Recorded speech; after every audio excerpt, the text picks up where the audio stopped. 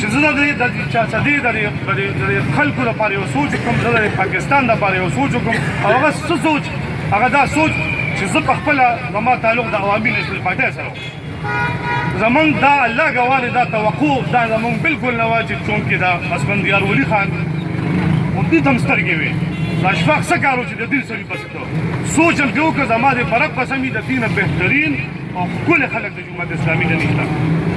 سوچ دا دی چې زمونږ دا کوم مونږ چې اسفندیار خان ولید هغه خرڅ شو، دا تمه هغه نه لرم چې دې به تبدیلي به راولي او دې به د ګرانۍ خلاف روزي. سوال هم نه پیدا کېږي، وایي به بخولې خو عمل والا نه دي.